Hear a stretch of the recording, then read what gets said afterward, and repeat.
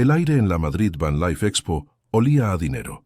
Era una mezcla embriagadora de cuero italiano recién curtido, cera de carnauba aplicada sobre carrocerías de €500,000 y el perfume caro de los asistentes que pululaban como abejas en un jardín de opulencia metálica. Cada vehículo era una declaración de poder, un palacio rodante con antenas parabólicas y acabados de madera noble. Y en medio de todo ese brillo cegador, como una mancha de óxido en una tela de seda, se encontraba ella, una Citroën C15 de 1990.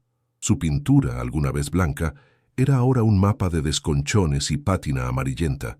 Pequeñas flores de corrosión brotaban en los guardabarros y el parachoques trasero colgaba con una tristeza resignada. No estaba aparcada, parecía abandonada, un fantasma de una era de trabajo duro en un festival dedicado al ocio más extravagante. Era un insulto visual, una nota discordante en una sinfonía de lujo. Y los oídos de los ricos son extremadamente sensibles a esas disonancias. El murmullo inicial se convirtió en risas apenas disimuladas y luego en burlas abiertas. El epicentro de la mofa era un grupo de hombres impecablemente vestidos, liderados por una figura que irradiaba una autoridad tan pulida como sus zapatos italianos. Era Arturo, el magnate, el rey Midas del sector de las autocaravanas de lujo.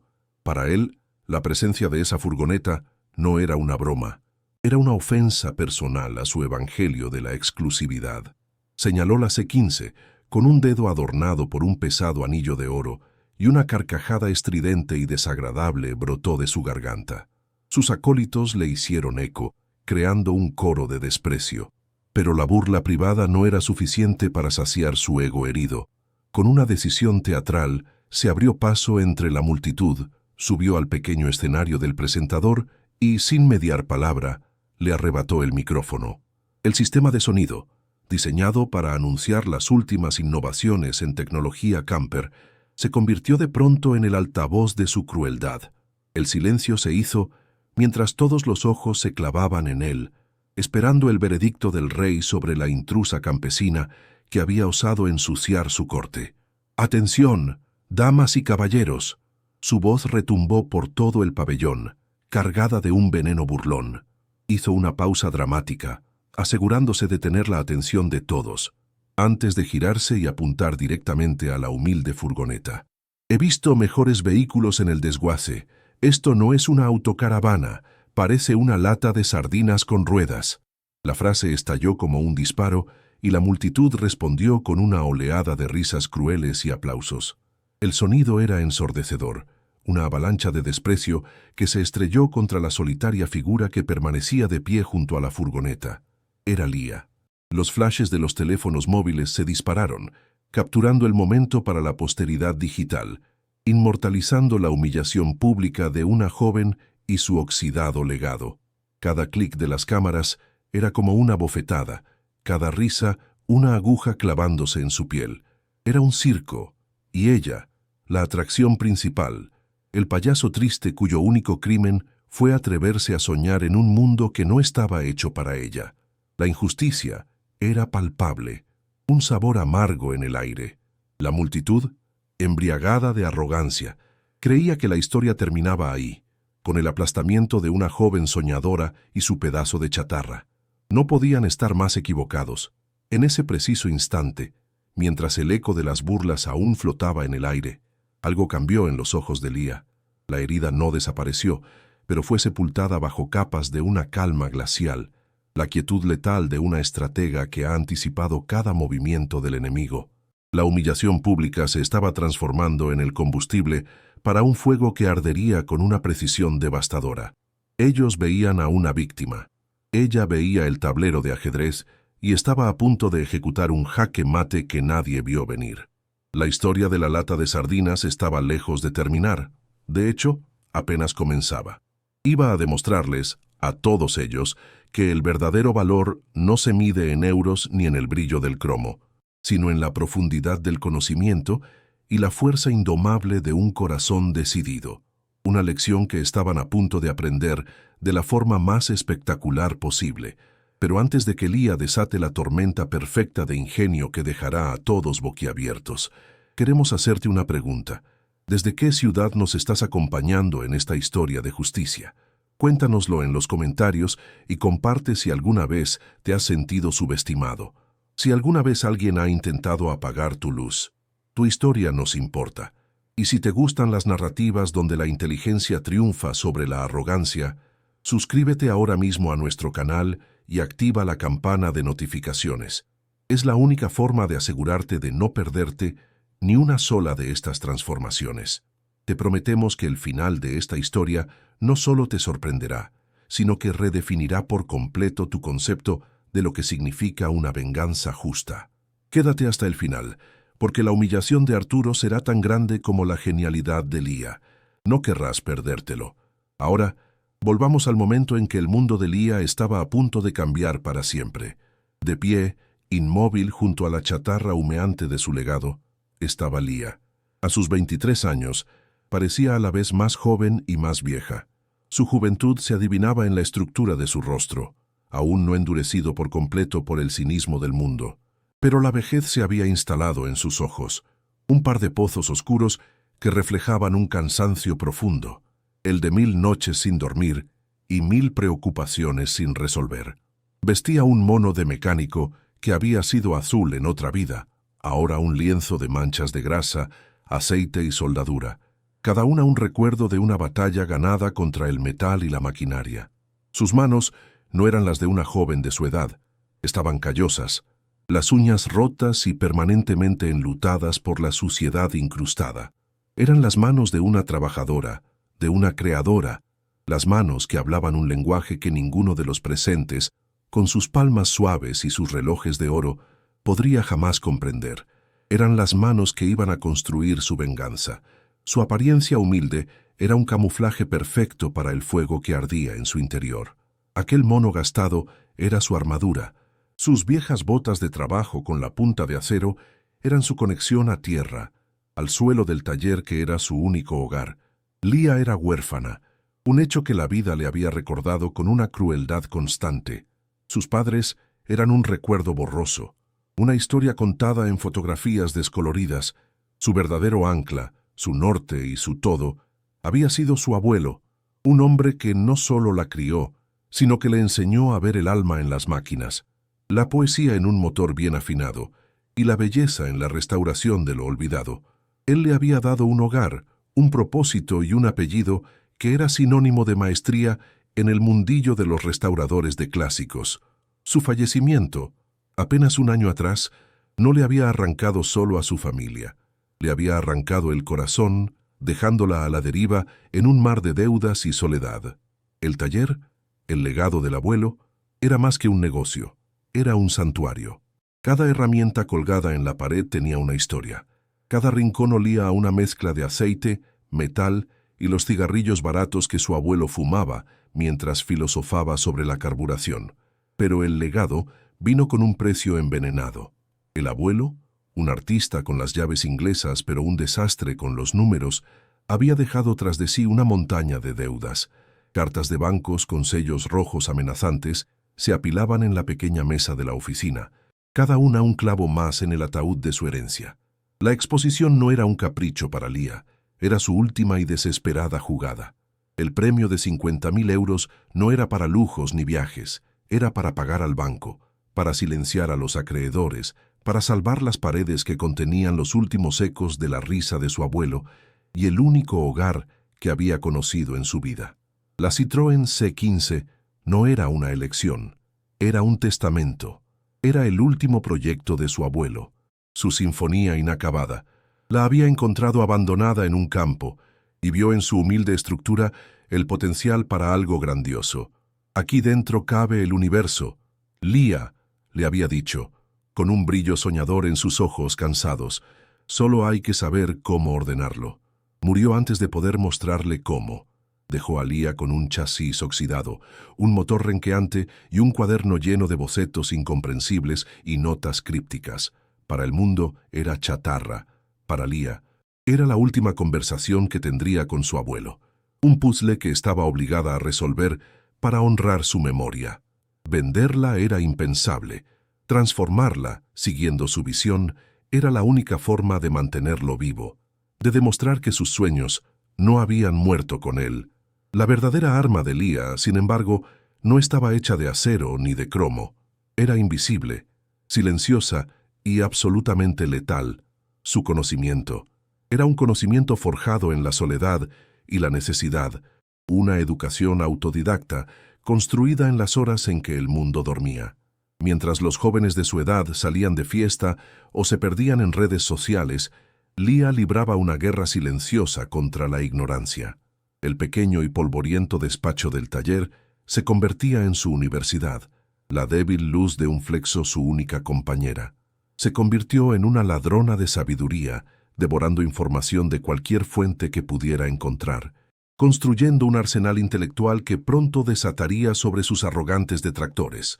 Su determinación era una fuerza de la naturaleza, nacida de la desesperación y afilada por el amor a su abuelo. Su viaje comenzó con el alemán. Los bocetos de su abuelo hacían referencia a manuales de ingeniería de Volkswagen de los años 70, textos densos y técnicos que eran la Biblia de la eficiencia espacial. Sin un céntimo para clases, Leah se sumergió en el abismo de los traductores online gratuitos. Pasaba madrugadas enteras, con su móvil de pantalla trincada, traduciendo palabra por palabra, luchando con la gramática teutona y los términos arcanos de la mecánica. El olor a café requemado y a papel viejo se convirtió en el perfume de su progreso. Aprendió sobre la optimización del chasis, sobre sistemas eléctricos modulares, sobre principios de diseño que los fabricantes modernos habían olvidado en su búsqueda de la complejidad innecesaria. No solo aprendió un idioma, descifró la filosofía de una generación de ingenieros legendarios, pero la eficiencia alemana no era suficiente para el sueño de su abuelo. Las notas hablaban de armonía y flujo, conceptos que la llevaron a un nuevo y fascinante territorio, Japón. Se obsesionó con los K-Cars, esos diminutos vehículos japoneses que son una clase magistral en la maximización del espacio. Devoró tutoriales gratuitos en YouTube, subtitulados por aficionados, para entender los principios del diseño minimalista japonés. El kanso, la belleza de la simplicidad. Aprendió sobre el uso de materiales ligeros pero resistentes, sobre muebles transformables que aparecían y desaparecían con una fluidez casi mágica. Con un lápiz y servilletas de papel del bar de la esquina, empezó a redibujar el interior de la C-15, fusionando la robustez alemana con la elegancia minimalista japonesa, creando algo que nadie había visto antes. Su sed de conocimiento la llevó aún más lejos, a un arte casi olvidado. En una nota marginal, su abuelo había escrito: «Las juntas deben cantar como en un barco». La frase la desconcertó durante semanas, hasta que una búsqueda desesperada la llevó a vídeos de artesanos suecos especializados en carpintería naval de encaje. Eran vídeos antiguos, de baja resolución, que mostraban a ancianos construyendo los interiores de veleros de lujo sin usar un solo tornillo o clavo. Todo se basaba en juntas de madera perfectamente talladas que encajaban con una precisión milimétrica, diseñadas para resistir la fuerza de los océanos. Leah quedó hipnotizada. Pasó meses practicando con restos de madera en el taller, aprendiendo a tallar esas juntas complejas, a hacer que la madera cantara al unirse, creando estructuras increíblemente sólidas y bellas a partir de la pura geometría y la habilidad manual. Así, Leah se había convertido en un crisol de conocimientos improbables. Era una ingeniera alemana, una diseñadora japonesa y una ebanista naval sueca, todo ello embutido en el cuerpo de una joven mecánica de un barrio obrero de Madrid. Cada pieza de la C-15 que estaba a punto de revelar era un testimonio de esas noches en vela, de esa dedicación sobrehumana. La furgoneta no era solo una furgoneta, era una biblioteca andante de sabiduría arcana, una obra de arte funcional nacida de la pena y la perseverancia. Arturo y su corte de aduladores solo veían una lata de sardinas oxidada. No tenían ni la más remota idea de que estaban a punto de abrirla y encontrar en su interior no solo un universo, sino la prueba irrefutable de que la genialidad pura no entiende de clases, de apariencias ni de dinero. La humillación que sentía era real, un nudo ardiente en su estómago, pero debajo de ella, Una calma gélida comenzaba a extenderse. Era la calma del que sabe. Sabía lo que había dentro de esa furgoneta. Sabía el valor de cada hora invertida, de cada lágrima derramada sobre los planos. Sabía que no había construido un vehículo, sino una declaración que estaba a punto de ser leída en voz alta, en un lenguaje que hasta el más arrogante de los hombres sería forzado a entender. La multitud se reía de la cáscara, del exterior ajado y pobre. Estaban a punto de ser juzgados por el contenido, y Lía sabía, con una certeza absoluta que le recorría cada fibra de su ser, que el veredicto iba a ser devastador para ellos. La función del circo de Arturo estaba a punto de terminar, y el acto principal, el de la verdadera magia, iba a comenzar. La risa de Arturo, amplificada por el sistema de sonido, se extinguió lentamente, dejando un eco aceitoso y desagradable en el pabellón. No era la risa de alguien que ha contado un buen chiste, sino la de un depredador que ha herido a su presa y ahora se deleita en su agonía. Su rostro, enrojecido por la excitación del poder, mostraba una satisfacción casi obscena. Se pasó una mano por su cabello plateado, perfectamente peinado, y sus ojos de un azul gélido escanearon a la audiencia. No buscaba aprobación, ya la tenía. Buscaba testigos para lo que estaba a punto de hacer. La humillación pública era un arte para él, y la primera burla había sido solo el boceto. Ahora se disponía a pintar su obra maestra de crueldad, usando a Lía como lienzo y el desprecio de la multitud como sus pinceles. Este no era un simple evento de exposición. Arturo estaba decidido a convertirlo en su coliseo personal, y ya había elegido a quién arrojar a los leones. Con una parsimonia estudiada, bajó del pequeño escenario. No se movía con prisa, sino con la confianza de un soberano paseando por sus dominios. Su traje de lino blanco, inmaculado, parecía repeler el polvo y la mediocridad del mundo. Cada paso era una afirmación de su estatus, sus zapatos italianos de cuero produciendo un sonido discreto y autoritario sobre el suelo pulido del centro de convenciones. La multitud se apartaba a su paso, como las aguas ante Moisés, creando un pasillo para él. Su objetivo era claro: el epicentro del desastre, la C-15 y su joven guardiana. Mientras caminaba, su Rolex Yachtmaster de oro destellaba bajo los focos, un faro de riqueza que guiaba a su séquito de aduladores y curiosos hacia el siguiente acto del espectáculo. No iba a confrontarla en privado, iba a construir un escenario alrededor de ella. «Vengan, acérquense». Su voz, ahora sin micrófono, era un susurro conspirador y magnético. Hizo un gesto amplio con la mano, una invitación que era una orden. Llamó por su nombre a un par de clientes VIP que sostenían copas de champán, hombres de su misma calaña con rostros enrojecidos por el alcohol y la soberbia. «Señor Morales, señorita de Alba, no querrán perderse esto. Es una lección de negocios en vivo y en directo». Luego, con un movimiento brusco de la barbilla, señaló a un grupo de sus propios empleados, jóvenes con trajes idénticos y sonrisas nerviosas. «Vosotros también. Aprendan a diferenciar el valor real de la fantasía». La gente, sedienta de drama y ansiosa por complacer al magnate, comenzó a congregarse, atraída por la promesa de un entretenimiento cruel. La curiosidad morbosa era un imán más fuerte que cualquier argumento de venta. En cuestión de segundos, un círculo humano se cerró alrededor de Lía y la furgoneta. Era un muro impenetrable de cuerpos vestidos con las mejores marcas, de rostros que exhibían una mezcla de curiosidad, desdén y una excitación perversa. Se sentía como una arena. Los teléfonos móviles, que antes disparaban flashes esporádicos, ahora se alzaban como un bosque de pantallas, todos grabando, listos para capturar y viralizar la caída. Lía estaba en el centro, atrapada, su pequeña figura casi engullida por la masa. Ya no era una expositora, era una anomalía bajo un microscopio, un espécimen a punto de ser diseccionado en público para el divertimento de la élite. La prensa del evento, que hasta entonces cubría aburridas especificaciones técnicas, ahora se abría paso a codazos, sus cámaras profesionales apuntando como armas hacia ella. El aire se espesó con el perfume caro y el aliento a vino. Lía podía oler la riqueza, una fragancia dulce y sofocante que se mezclaba con el olor a óxido de su furgoneta. El murmullo de la multitud era un siseo constante de susurros venenosos. «Pobrecilla, mira qué pintas lleva», decía una mujer con un collar de perlas. «Debería darle vergüenza», comentaba un hombre mientras ajustaba su corbata de seda. ¿De verdad pensó que esto era una buena idea? Cada comentario era un pequeño corte, una herida invisible que se sumaba al peso de la humillación. Lía bajó la vista hacia sus propias manos, cubiertas de una grasa que para ella era noble, pero que a los ojos de aquella gente era la marca de la inferioridad. Se sentía completamente sola, una isla de trabajo duro en un océano de privilegio despectivo. Arturo se plantó en el centro del círculo, justo frente a Lía, disfrutando de su creación.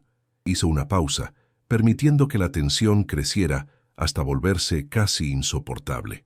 Luego, con un gesto de desprecio absoluto, recorrió el lateral de la C-15 con la punta de su dedo, dejando un surco limpio en la capa de polvo y óxido. Retiró la mano como si se hubiera quemado y se la limpió ostentosamente en un pañuelo de seda que sacó del bolsillo de su chaqueta. «Es increíble», dijo en voz alta, dirigiéndose a la multitud, pero mirando a Lía con una sonrisa cruel. La audacia de algunas personas.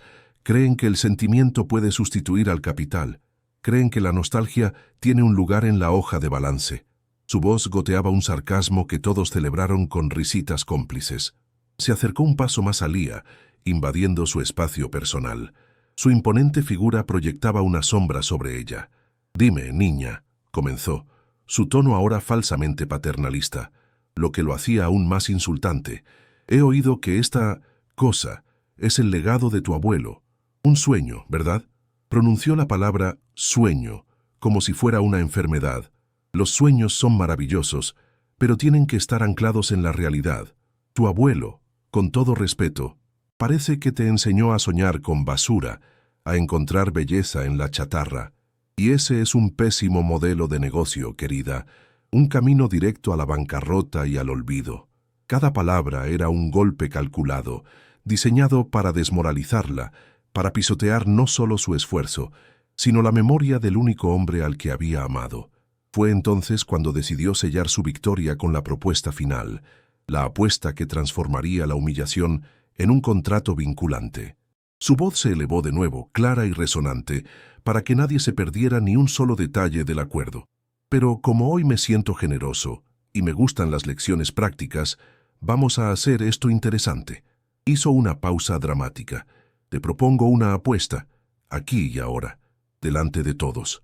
Todos los móviles se enfocaron aún más, las lentes ávidas por capturar el momento. «Te doy 50.000 euros, el valor íntegro del premio principal de esta feria. Si esta chatarra que llamas furgoneta tiene algo, cualquier cosa, en su interior que valga más que mi reloj». La multitud ahogó una exclamación. 50.000 euros era una cifra que añadía una nueva y excitante capa al drama. Pero la propuesta tenía un reverso tenebroso, una cláusula envenenada que revelaba la verdadera intención de Arturo. «Pero», continuó, y su sonrisa se ensanchó, «si no lo tiene, si dentro de esa lata de sardinas no hay más que óxido y sueños rotos, entonces harás dos cosas por mí. Primero, cogerás ese micrófono de ahí y admitirás públicamente, ante todos, que tu abuelo te enseñó a soñar con basura».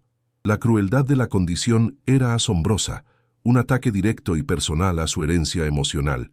«Y segundo», añadió saboreando cada sílaba, «me entregarás las llaves del taller, ese santuario de la nostalgia que, claramente, está en las manos equivocadas. Lo convertiré en un aparcamiento para mis clientes VIP. Será mucho más útil». La amenaza era total, no solo la humillación pública, sino la aniquilación de su hogar y su legado. Para enfatizar su punto, Arturo levantó su muñeca izquierda. El Rolex Jackmaster de oro y acero brilló con una luz casi divina bajo los focos. La esfera azul sol capturaba la luz y la devolvía en destellos de un azul profundo, oceánico. El bisel de oro macizo giraba con un clic satisfactorio y autoritario. «Esto», dijo, golpeando el cristal de zafiro con la uña, «esto es valor tangible, artesanía suiza, décadas de innovación, 100.000 euros de éxito incontestable en mi muñeca. Lo acercó al rostro de Lía. Es la vara de medir, niña. Es la realidad. Ahora, muéstranos a todos tu fantasía. Muéstranos qué tienes ahí dentro que pueda superar esto. ¿Un motor de oro? ¿Asientos de diamantes? ¿O solo un colchón viejo y el fantasma de un anciano iluso? La pregunta era una burla retórica. Un clavo más en su ataúd. La multitud estalló. La apuesta era demasiado jugosa, el espectáculo demasiado irresistible. Se escucharon gritos de «Acepta, vamos, no seas cobarde, queremos ver qué hay dentro». La presión era ahora una fuerza física, una jauría de lobos rodeando a su presa, incitándola a saltar al vacío para su propio entretenimiento. Eran cómplices activos del sadismo de Arturo, alimentando su ego y participando con entusiasmo en el sacrificio. Lía se sentía náufraga en un mar de rostros hostiles, cada uno reflejando una versión distorsionada de su propio fracaso. Su corazón latía con fuerza en sus oídos, un tambor de guerra solitario contra un ejército de desprecio. Estaban apostando por su ruina, y la emoción en sus ojos era la prueba de que disfrutaban cada segundo. Por un instante, el ruido del mundo se desvaneció. Lía dejó de escuchar los gritos y las burlas. El rostro hinchado y arrogante de Arturo se convirtió en una mancha borrosa. En el silencio de su mente solo resonaban las palabras de su abuelo, pronunciadas años atrás en el taller polvoriento mientras acariciaba el capó de la C-15. No subestimes las cosas pequeñas, Lía. Aquí dentro cabe el universo. Solo hay que saber cómo ordenarlo. Un universo, eso es lo que él había visto. Y eso es lo que ella, con sus manos y su insomnio, había construido. La humillación ardía. Sí, pero bajo el dolor, la certeza de su secreto era una placa de hielo. Esto ya no se trataba del dinero, no se trataba del taller, se trataba del honor. El honor de un hombre bueno y el universo que le había prometido construir. Levantó la cabeza lentamente. Sus ojos, que habían estado fijos en el suelo sucio, se encontraron con los de Arturo. La vulnerabilidad había desaparecido, reemplazada por una quietud que era más intimidante que cualquier grito. Recorrió con la mirada el círculo de espectadores, uno por uno, grabando sus rostros sonrientes y expectantes en su memoria. No les dedicaría una palabra, no les daría la satisfacción de verla suplicar o derrumbarse. Su respuesta no sería verbal. Miró sus manos, las manos que Arturo había despreciado, las manos que habían traducido manuales alemanes, tallado juntas de madera suecas y cableado sistemas japoneses. Eran las manos de una creadora, y estaban a punto de desatar su creación. La decisión estaba tomada, no había vuelta atrás. En lugar de hablar, Lía dio un solo, deliberado y casi imperceptible asentimiento con la cabeza. Un gesto mínimo, pero cargado con el peso de mundos. La multitud, incapaz de leer la profundidad de ese gesto, lo interpretó como una rendición. Un grito de victoria se elevó de entre la jauría. Había aceptado. El espectáculo iba a continuar hasta su sangriento final. Arturo sonrió.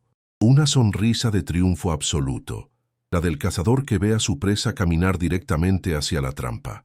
Se cruzó de brazos, adoptando una pose de superioridad relajada, listo para presenciar la patética revelación y reclamar su premio.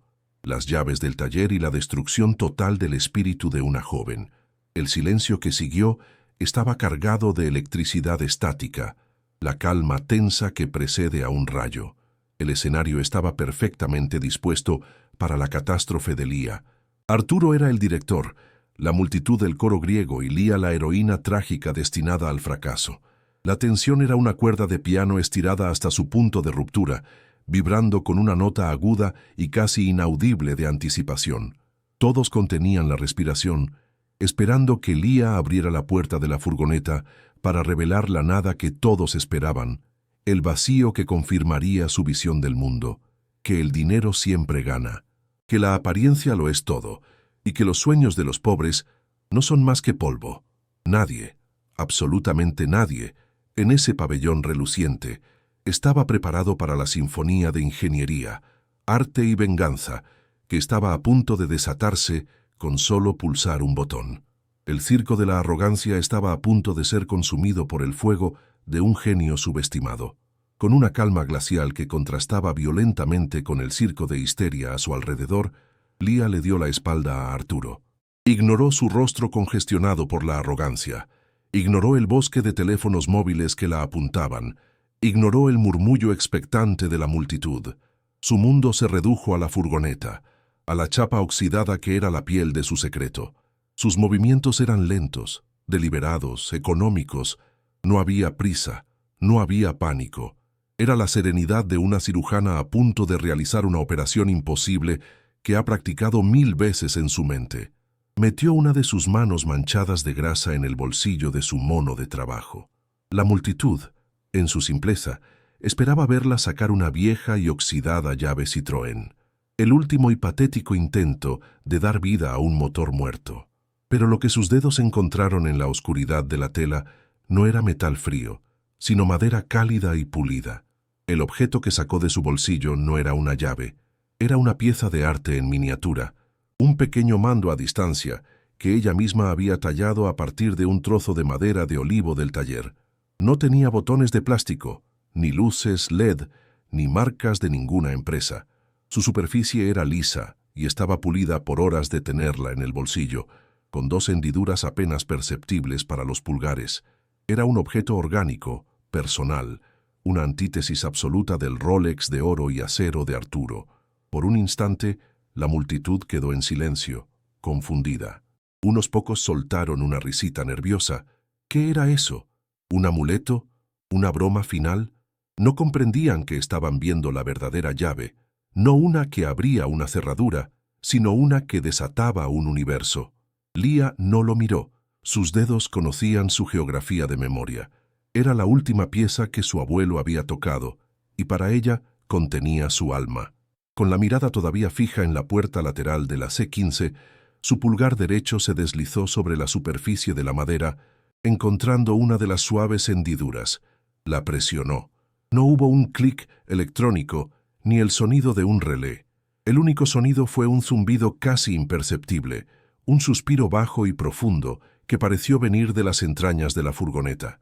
Era el sonido de la precisión hidráulica, un sonido tan fuera de lugar en esa carcasa de chatarra que el silencio de la multitud se profundizó, convirtiéndose en una expectación casi dolorosa. Los que se reían se callaron de golpe. Los que grababan acercaron sus teléfonos, sintiendo que algo estaba a punto de suceder, algo que desafiaba la lógica de lo que sus ojos veían. El aire se cargó con la electricidad estática de lo imposible a punto de manifestarse, y por primera vez, una sombra de duda cruzó el rostro de Arturo. Entonces, la transformación comenzó. El panel lateral completo de la furgoneta, aquel lienzo de óxido y pintura descolorida, no se abrió hacia afuera. Con una fluidez que era pura poesía mecánica, comenzó a deslizarse hacia abajo. No hubo sacudidas, ni chirridos de metal contra metal. Se movía con la gracia de una cortina de seda, revelando a su paso una estructura interna de acero inoxidable pulido.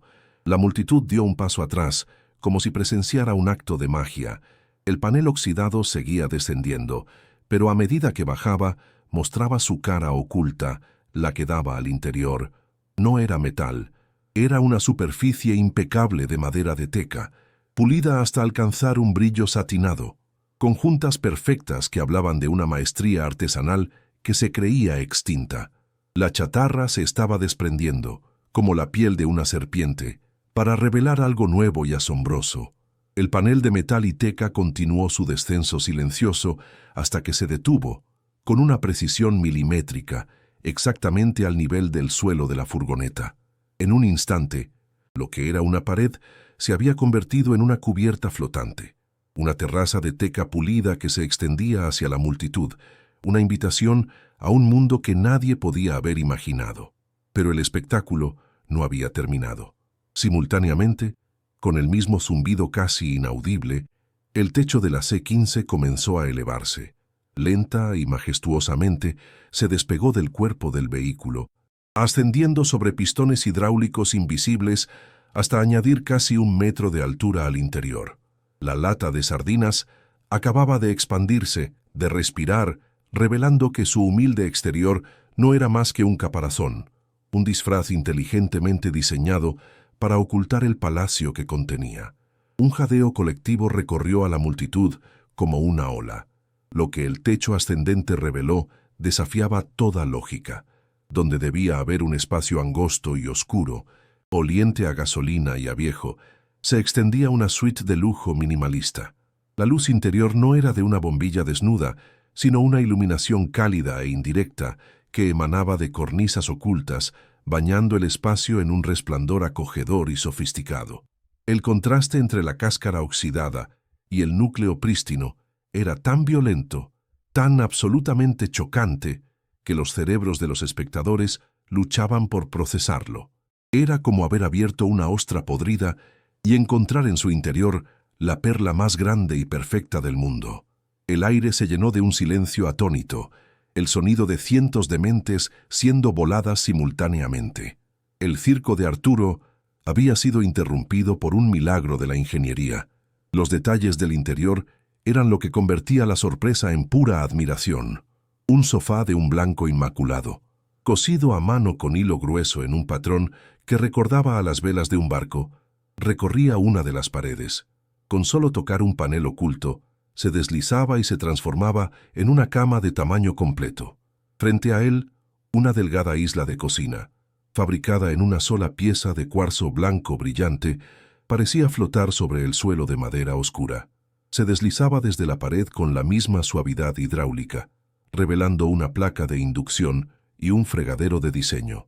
Cada centímetro cuadrado era una lección magistral de aprovechamiento del espacio, una fusión perfecta de la robustez alemana, la elegancia japonesa y la artesanía naval sueca.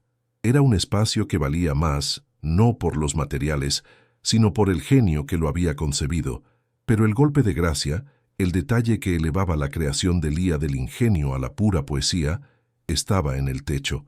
No era un simple panel, era una ventana a la noche. Miles de diminutos puntos de fibra óptica habían sido instalados a mano, creando una réplica perfecta de un cielo estrellado. Pero no era un cielo cualquiera. Lía había reproducido, con una precisión astronómica absoluta, el mapa de constelaciones exacto que era visible en el cielo de Madrid la noche en que su abuelo la adoptó oficialmente, convirtiéndola en su hija. Era el secreto más profundo de su corazón, el momento en que su universo personal había encontrado su centro, inmortalizado en luz sobre su cabeza. Era un detalle que nadie más podía entender, pero cuya belleza era tan abrumadora que a varios en la multitud se les llenaron los ojos de lágrimas sin saber por qué. La reacción fue unánime y visceral. Los móviles, que antes grababan con malicia, ahora lo hacían con una reverencia casi religiosa. Los susurros de desprecio se transformaron en exclamaciones ahogadas de asombro. Increíble, Dios mío, es una obra de arte. Arturo estaba petrificado, su rostro una máscara de cera pálida, su mandíbula colgaba ligeramente abierta, su arrogancia evaporada en un instante. Su Rolex de 100.000 euros, el supuesto estándar de valor, parecía ahora un trozo de metal chillón y sin alma en comparación con el universo personal y profundamente significativo que Lía había construido. La furgoneta no valía más que su reloj. La furgoneta no tenía precio. Era el testamento de un amor inmenso y una genialidad sin límites. Comente respeto si usted cree que Lía merecía esa transformación. Pero Lía aún no había terminado. Su rostro permanecía impasible, concentrado. Aún quedaba una parte de la humillación por demoler, el motor, el corazón de la máquina. Con una calma que ahora resultaba aterradora, su pulgar encontró la segunda hendidura en el mando a distancia de madera y la presionó. En la parte trasera de la furgoneta, el panel que sostenía el parachoques caído y la matrícula sucia no se abrió. Con la misma gracia silenciosa que el resto de la estructura, se partió por la mitad verticalmente y cada una de las dos puertas se deslizó hacia los lados, desapareciendo dentro de la carrocería como si nunca hubieran existido. La apertura reveló el compartimento del motor y la última pieza del rompecabezas de la genialidad de Lía encajó en su lugar, dejando a todos sin aliento una vez más. No había un motor diésel grasiento y ruidoso. No había marañas de cables sucios ni tubos agrietados. El espacio era una obra de arte de la ingeniería moderna, tan limpio y ordenado que parecía el interior de un superordenador. En el centro, montado sobre un chasis de aluminio pulido, no descansaba un motor de combustión, sino un sistema de propulsión eléctrico de última generación, compacto y potente. Las baterías, personalizadas y dispuestas en un patrón perfecto, estaban conectadas a un motor de alto par que brillaba bajo las luces. Cada cable estaba enfundado y enrutado con una precisión quirúrgica, siguiendo canales invisibles.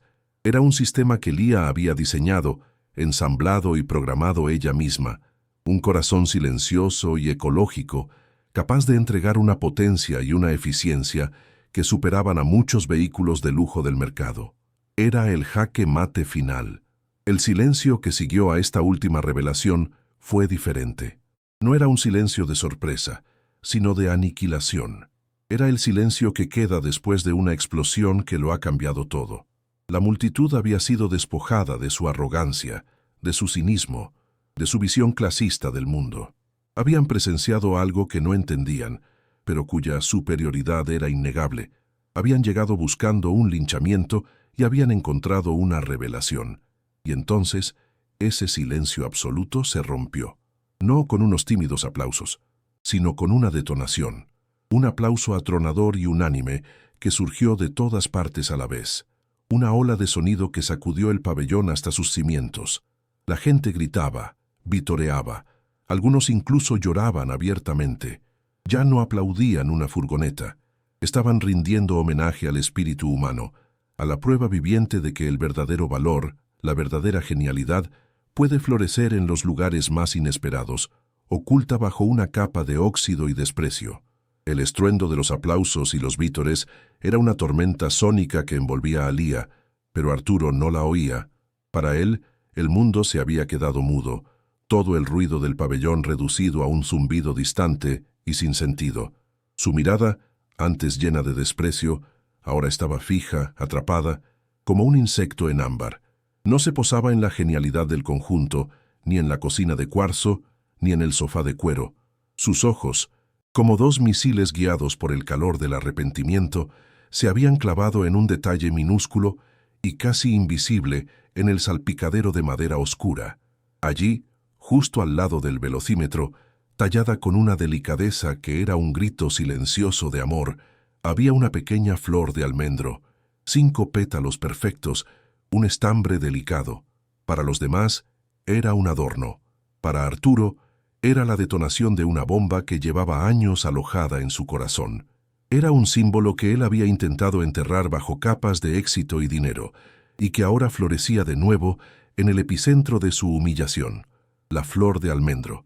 Era el símbolo de Sofía, su hija, la luz de su vida, apagada demasiado pronto en un estúpido accidente de coche hacía 5 años. Sofía, una joven arquitecta con más talento en su dedo meñique de lo que Arturo tenía en todo su imperio, soñaba con escapar de la jaula de oro que él había construido para ella. Su sueño no era diseñar rascacielos corporativos, sino encontrar una vieja furgoneta, como una C-15 o una Avia, y restaurarla con sus propias manos. Quería viajar por España, por los pueblos olvidados, y dibujar las iglesias románicas y los puentes de piedra, creando un mapa de la belleza que se desvanecía. Arturo siempre se había burlado de ese sueño. Lo llamó delirio hippie, una pérdida de tiempo y de talento. La había presionado, la había ridiculizado, diciéndole que la verdadera arquitectura estaba en el hormigón y el acero, no en la nostalgia polvorienta. La última conversación que tuvieron fue una discusión sobre eso mismo. Ella se había ido llorando. Él nunca la volvió a ver con vida. Y ahora, ante él, no estaba solo la furgoneta de Lía, estaba el sueño de Sofía, materializado con una perfección y una genialidad que su hija solo había podido esbozar en sus cuadernos. Cada detalle, desde el uso inteligente del espacio hasta la fusión de lo rústico y lo moderno, era exactamente lo que Sofía había descrito con una pasión que él se había negado a escuchar. Miró el rostro de Lía, iluminado por el triunfo silencioso, y vio el mismo fuego, la misma determinación indomable que había ardido en los ojos de su propia hija. En ese instante devastador, Arturo comprendió la verdadera dimensión de su crimen. Al humillar a esta joven, había profanado la memoria de Sofía. Había escupido sobre el mismo sueño que su hija había amado, un sueño que esta extraña había honrado con un respeto y una devoción que él, su propio padre, nunca le concedió. La arrogancia se hizo añicos, como un cristal golpeado con un martillo, y el dolor puro y sin filtrar lo inundó. El Rolex de oro en su muñeca se sintió de repente como un grillete, pesado y frío. Un símbolo de todo lo que había valorado equivocadamente, de toda la belleza que había sacrificado en el altar del estatus. Sus rodillas, acostumbradas a pisar alfombras persas y mármol italiano, comenzaron a temblar. El traje de lino blanco, su armadura de superioridad, se sentía ahora como el uniforme de un payaso.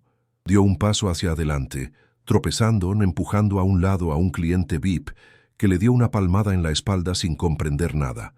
El rostro del magnate, siempre una máscara de control impasible, se contrajo en una mueca de agonía, y entonces las lágrimas brotaron. No eran lágrimas silenciosas y dignas, eran torrentes calientes y vergonzosos que surcaban su piel bronceada. Una inundación incontrolable de un dolor que había represado durante 5 largos años. El hombre que lo tenía todo se estaba ahogando en el único sentimiento que su dinero no podía comprar, el arrepentimiento. Llegó frente a Lía, cuya expresión de victoria se transformaba en confusión al ver a aquel hombre desmoronarse. El silencio se había apoderado de nuevo de la multitud, pero esta vez era un silencio de shock y pavor. El drama había dado un giro oscuro e inesperadamente íntimo. Y entonces Arturo cayó. Sus rodillas golpearon el suelo de hormigón pulido con un sonido seco y patético que resonó en el pabellón. Cayó de rodillas ante la joven que había intentado destruir, ante la furgoneta que había ridiculizado, ante el altar improvisado del sueño de su hija. Su cuerpo se convulsionó con sollozos que venían de lo más profundo de su ser, sonidos guturales y desgarradores de un hombre cuya alma se estaba partiendo en dos. «Perdón», logró decir, la voz rota en 1.000.000 de pedazos. «Por favor, perdóname». No se dirigía solo a Lía, se dirigía al universo, a un fantasma que solo él podía ver. Levantó su rostro bañado en lágrimas hacia la multitud atónita. La humillación personal ahora una necesidad desesperada de expiación. «Esa flor», sollozó, señalando con un dedo tembloroso la talla en el salpicadero. «Era de mi hija, Sofía», confesó todo. Su voz, entrecortada por el llanto, narró la historia de una joven arquitecta brillante, su sueño de una autocaravana, y cómo él, en su ciega arrogancia, había despreciado y ridiculizado ese sueño hasta el día de su muerte. «Yo la llamaba ilusa», confesó, con la voz ahogada por la culpa. «Le dije que soñaba con basura, las mismas palabras que te he dicho a ti». Miró a Lía, sus ojos suplicando un perdón que no merecía. «Tú no has construido una furgoneta, has construido su sueño, lo has hecho real, lo has honrado de una forma que yo, su padre, fui demasiado estúpido y orgulloso para hacer». La confesión pública fue su rendición incondicional, la admisión de que su riqueza no era más que ceniza en comparación con la riqueza de espíritu que acababa de presenciar y pisotear.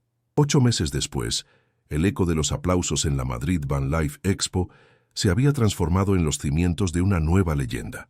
La historia de la lata de sardinas que contenía el universo se había vuelto viral, un mito moderno compartido en foros de diseño, blogs de ingeniería y redes sociales de todo el mundo. Lía no solo ganó los 50.000 euros de la apuesta, recibió una avalancha de ofertas de compra, contratos de patrocinio y propuestas de inversores que ascendían a millones. Rechazó la gran mayoría. Su victoria no era un billete de lotería para una vida de ocio, sino la llave para construir un futuro con sus propias manos, en sus propios términos. El dinero era una herramienta, no el premio. El verdadero premio había sido la vindicación, la prueba irrefutable de que el legado de su abuelo no era un sueño de chatarra, sino una hoja de ruta hacia la excelencia. La Citroën C15, ahora bautizada por la comunidad online como el Fénix, se convirtió en un símbolo de que el ingenio no necesita el permiso de la opulencia para brillar con una luz propia y cegadora. El viejo y polvoriento taller, el legado del abuelo, que durante meses había sido un mausoleo de deudas y recuerdos dolorosos, experimentó una metamorfosis tan radical como la de la propia furgoneta, gracias a una inversión inicial de Arturo, quien insistió en multiplicar por 10 la cantidad de la apuesta como un primer acto de penitencia. El espacio renació. Las paredes grasientas fueron derribadas y reemplazadas por amplios ventanales que inundaban el lugar de luz natural. El suelo de hormigón agrietado fue sustituido por un cálido parqué industrial. El olor a aceite quemado y a disolvente dio paso a una mezcla de ozono de impresoras 3D. El aroma a madera de cedro recién cortada y el tenue perfume del café de grano de una máquina de última generación. Ya no era un taller, era un laboratorio de diseño, un estudio donde la más alta tecnología convivía en perfecta armonía con las herramientas manuales que el abuelo de Lía había usado toda su vida. Ahora expuestas en una pared como reliquias sagradas, Lía misma había trascendido. El mono de mecánico manchado de grasa fue reemplazado por un uniforme de diseño propio, pantalones de trabajo de alta calidad, una camisa de lino y unas botas a medida que combinaban funcionalidad y una elegancia discreta. Ya no era la mecánica solitaria que luchaba contra el óxido y la desesperación. Era la fundadora y directora creativa de El Legado, una empresa que ya no restauraba coches, sino que reimaginaba el concepto de espacio habitable. Dirigía un equipo de jóvenes y brillantes ingenieros, diseñadores y artesanos, a quienes entrevistaba no por sus currículos, sino por la pasión en sus ojos y la habilidad en sus manos. Su humildad permanecía intacta, pero ahora estaba apuntalada por una autoridad tranquila y una confianza inquebrantable en su visión. No se había convertido en la gente que la humilló, se había convertido en la líder que siempre debió ser. Arturo, por su parte, había iniciado un camino de redención tan arduo como sincero. Tras la confesión pública, vendió su participación mayoritaria en la importadora de autocaravanas de lujo, sintiendo un profundo asco por un negocio basado en la vanidad y la exclusión. El dinero obtenido, una fortuna considerable, se convirtió en su herramienta de penitencia. Se acercó a Lía no como un magnate buscando una inversión rentable, sino como un pecador buscando la absolución. Se convirtió en el principal socio capitalista de El Legado, pero su rol era silencioso. Se encargó de la burocracia, los contratos y las finanzas, liberando a Lía de las cadenas de la administración para que su genio creativo pudiera volar sin ataduras. Aceptó un salario simbólico y trabajó desde una pequeña oficina de cristal, observando con una mezcla de orgullo y melancolía cómo el sueño de su hija florecía en manos de otra. La condición más importante de su inversión fue la creación de la Fundación Sofía. Con una dotación inicial millonaria, la fundación nació con una misión clara y poderosa: conceder becas completas a jóvenes mujeres de entornos desfavorecidos que desearan estudiar ingeniería, diseño industrial o artesanía avanzada. El proceso de selección, supervisado personalmente por Lía, buscaba a chicas con manos callosas y ojos brillantes, chicas que, como ella, tenían un universo dentro, pero carecían de los medios para ordenarlo. Arturo no quería que su nombre figurara en la fundación. Era un homenaje exclusivo a su hija y una forma de reparar, simbólicamente, el daño que su ceguera había causado. Cada becaria que entraba por la puerta del taller era una pequeña victoria contra su propio pasado, un brote de almendro creciendo en el desierto de su arrepentimiento. El Fénix, la legendaria C15, nunca se vendió. Se convirtió en el alma y el corazón de la nueva empresa, tras una restauración exterior que le devolvió su blanco original, pero conservando una pequeña placa con el óxido original como recordatorio de sus orígenes. La furgoneta se instaló en el centro del showroom principal. No era un producto, era un manifiesto. Los clientes más ricos del mundo volaban a Madrid no para comprarla, sino para verla, para entender la filosofía de diseño radical de la empresa. Servía como aula móvil para las becarias de la Fundación Sofía, donde Lía les explicaba en persona los principios de la ingeniería emocional y el diseño centrado en el ser humano. Se convirtió en una pieza de peregrinación para diseñadores de todo el mundo. la prueba tangible de que el lujo más auténtico no reside en la opulencia, sino en la inteligencia, el propósito y el amor. 2 años y medio después, el taller El Legado era un nombre susurrado con reverencia en los círculos de diseño de Tokio a Silicon Valley. Su especialidad eran las cápsulas vitales, módulos habitacionales compactos, autosuficientes y totalmente personalizados que podían integrarse en cualquier entorno, desde un ático en Nueva York hasta una cabaña en la Patagonia. Su lista de espera era de años, y sus clientes no eran solo millonarios, sino también ONGs y agencias de ayuda humanitaria que buscaban soluciones de vivienda digna y rápida para zonas de desastre. Lia había conseguido lo imposible, hacer que la excelencia en el diseño fuera a la vez exclusiva en su calidad y universal en su aplicabilidad. Había creado no solo una empresa, sino un movimiento que abogaba por un lujo más consciente, más inteligente y más humano. La escena final se desarrolla en la sala principal de diseño, un espacio diáfano y lleno de luz. Lia, de pie frente a una enorme pantalla táctil, desliza sus dedos sobre un complejo modelo 3D de un sistema de purificación de agua para sus nuevas cápsulas. Su cabello está recogido en una coleta práctica y sus ojos brillan con la misma intensidad de siempre. Pero ahora su audiencia no es una multitud hostil, sino su equipo, un grupo de una docena de jóvenes ingenieras y diseñadoras, la primera promoción de la Fundación Sofía. La escuchan con una atención casi devota, tomando notas en sus tabletas. El ambiente es de colaboración, de entusiasmo, el sonido de un futuro brillante siendo construido en tiempo real. La energía en la sala es eléctrica, una mezcla de respeto profundo y una creatividad desbordante que emana de cada rincón. A un lado del grupo, ligeramente apartado, se encuentra Arturo, el hombre que una vez vistió trajes de lino de miles de euros y lució un Rolex de oro como una corona. Ahora lleva un simple delantal de trabajo de color gris oscuro, con el logo de El Legado del Abuelo bordado sobre el corazón. No hay rastro de su antigua arrogancia. Su rostro está más delgado, surcado por arrugas que ya no son de estrés, sino de concentración. Parece más viejo, pero sus ojos, por primera vez en décadas, irradian una paz profunda, la calma de un hombre que ha encontrado su lugar en el universo. No está supervisando, no está juzgando. Su postura es la de un aprendiz, humilde y atento, un observador silencioso en el templo que él ayudó a construir, pero que no le pertenece. En sus manos no sostiene un informe financiero, sino una tableta idéntica a la de las becarias. Su pantalla no muestra cifras de ventas, sino un boceto tosco del sistema que Lia está explicando. Está tratando de entender los principios de la dinámica de fluidos, de la ósmosis inversa, del diseño modular.